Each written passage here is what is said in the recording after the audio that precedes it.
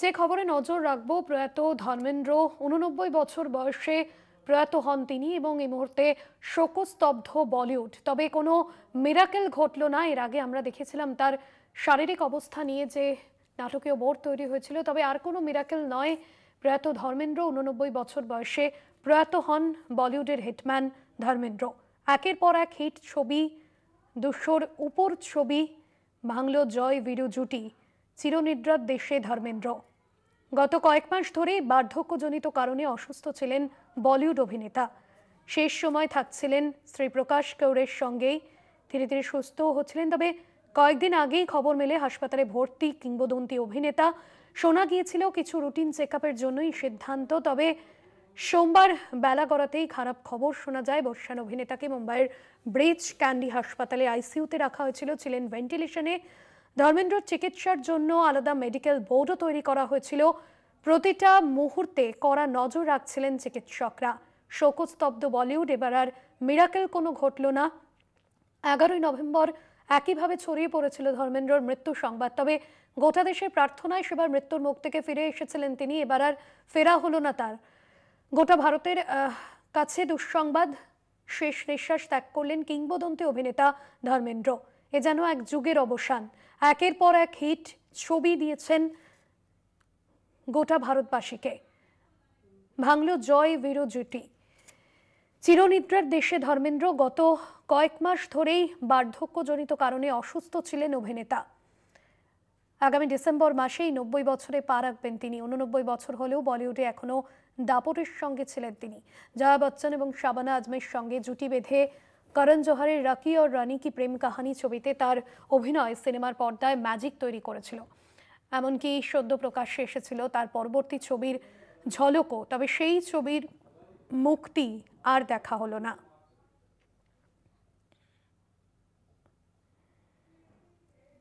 আমাদের creative head Pritam বিশ্বাস রয়েছেন আমাদের সঙ্গে ফোন লাইনে।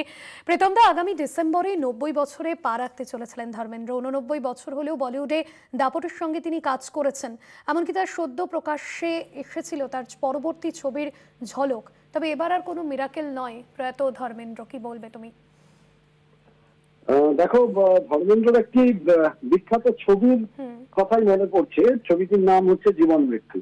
গত 15 দিন ধরে ধর্মেন্দ্র এই জীবন মৃত্যুর দোলাতেই যেন দুললেন। মানে জীবন মৃত্যুর দোলাচলের মধ্য দিয়ে তার শেষ কয়েকটা দিন কাটলো। তো ধর্মেন্দ্র সম্বন্ধে নতুন করে তো বলার কিছু নেই। মানে 60-এর দশকে যখন তার আগের প্রজন্মের যে অভিনেতারা তাদের যখন কেরিয়ার শেষের দিকে, সেই সময় ধর্মেন্দ্র উঠে আসেন। এবং ধর্মেন্দ্র পারি বলে একটি 1963 সালে বাংলা সিনেমাও করেছিলেন। একটি মাত্র বাংলা ছবি উনি করেছেন। ওনার বিখ্যাত ছবিগুলোর মধ্যে শিকার যেমন মনে পড়বে মেরা গাঁও মেরা দেশ, মনে পড়বে সীতা और গীতা, যুগনু এবং ধরমবীর বলে একটি বিখ্যাত ছবি। এবং সর্বোচ্চ পর্যায়ে জনপ্রিয়তার ক্ষেত্রে ধর্মেন্দ্র যে ক্যারেক্টারটার জন্য ধর্মেন্দ্রকে মনে রাখে লোকে, সেটা হচ্ছে বীরু। 16-তে অমিতাভ বচ্চন এবং ধর্মেন্দ্র জয় এবং বীরু সেই যুগলবন্দি, যার 50 বছর আমরা কাটালাম এবং তারপরেই আমরা সেই দুই নায়কের একজনকে চলে যেতে দেখলাম। সুতরাং ধর্মেন্দ্র প্রয়াণ এক অর্থে হিন্দি ছবির ক্ষেত্রে একটা ইন্দ্রপতন, সেটা তো বলতেই হয়। এবং পাশাপাশি বয়স যখন তার শেষের দিকে, তখনও আমরা দেখেছি বেশ কিছু ছবিতে তিনি অভিনয় করেছেন গত 5-7 বছর আগে পর্যন্ত, এবং আগামী ছবির জন্য প্রস্তুতি নিচ্ছিলেন। সুতরাং ধর্মেন্দ্র প্রয়াণ একটা শূন্যতার সৃষ্টি তো করলেই। এবং তবে সেটাই শেষ কথা নয়। ধর্মেন্দ্রের একটা বিখ্যাত গান রয়েছে, পল পল দিল কে পাস। সুতরাং ধর্মেন্দ্র কিন্তু সিনেপ্রেমী দর্শকদের, হিন্দি ছবির দর্শকদের এবং ভারতবর্ষের যারা সিনেমোদী মানুষ, তাদের জন্য কিন্তু পল পল উনি তাদের দিলেই থাকবেন, তাদের হৃদয়ই তার প্রতিষ্ঠান ভাস্বতী। একদমই প্রীতম দা, খুব মনে পড়ছে 1950-এর ফিল্ম ফেয়ার ট্যালেন্ট হান্টে জেতার পর 1960-এ দিল ভি তেরা হাম তেরে অভিনয় দিয়ে তার আত্মপ্রকাশ, এবং তারপর বোধহয় তাকে আর পেছনে ফিরে তাকাতে হয়নি। একের পর এক রোমান্টিক এবং অ্যাকশন ছবিতে তার অভিনয় আজীবন দর্শকদের মনে থেকে যাবে। হ্যাঁ, অবশ্যই। কারণ ধর্মেন্দ্র আরেকটা ম্যান, হিন্দি ফিল্মের জগতের হিম্যান বলে তিনি প্রচলিত ছিলেন। তার একটা বিখ্যাত সংলাপ রয়েছে, চুন চুনকে মারুঙ্গা। সুতরাং ধর্মেন্দ্র ওই 60-এর দশকের মাঝামাঝি কি একটু আগে থেকে প্রায় 7-10 বছর তিনি একাই রাজত্ব করেছেন, যতদিন না রাজেশ খান্নার আমরা উত্থান দেখেছি। তো হিন্দি ছবির ক্ষেত্রে বা ভারতীয় ছবির ক্ষেত্রে এক একটা দশক, এক একটা সময় এক একজনের নামে লেখা আছে।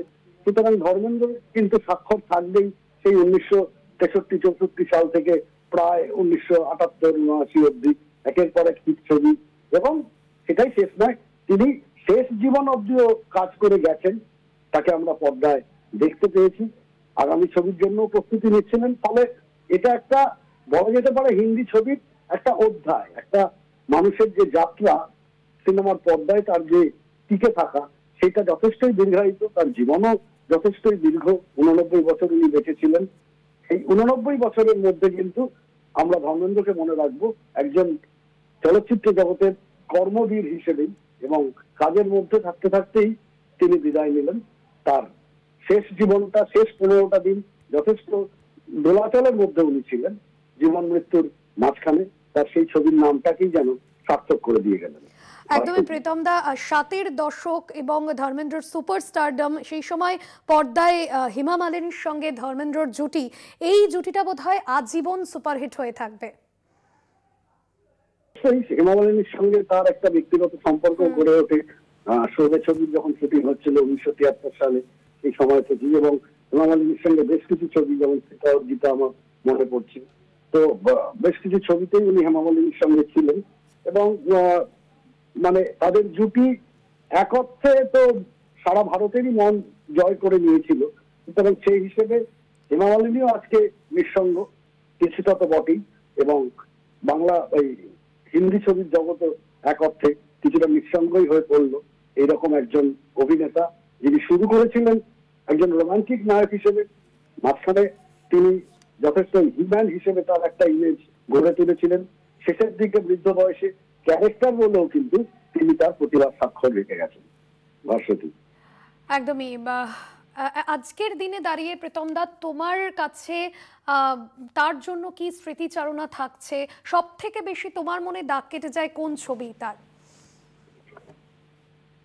সব থেকে মনে দাগ কাটে যাওয়ার মতো ছবি, একটা ছবির নামটা আমি বলেইছি, জীবন মৃত্যু, যেটা বাংলা সিনেমা ছিল, সেটা হিন্দি রূপান্তরে উত্তম কুমারের চরিত্রটা উনি করেছিলেন।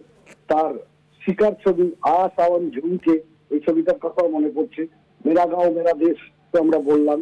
আরেকটা ছবি, সেখানে আরো কয়েকজন নায়ক ছিলেন, কিন্তু ইয়াদো কি বারাত, সেখানে বড় ভাইয়ের ভূমিকায় ধর্মেন্দ্র অভিনয় করেছেন। শোলের কথা তো বলেইছি, এবং পাশাপাশি ধরনবীর ছবির কথাও আমি বলেছি।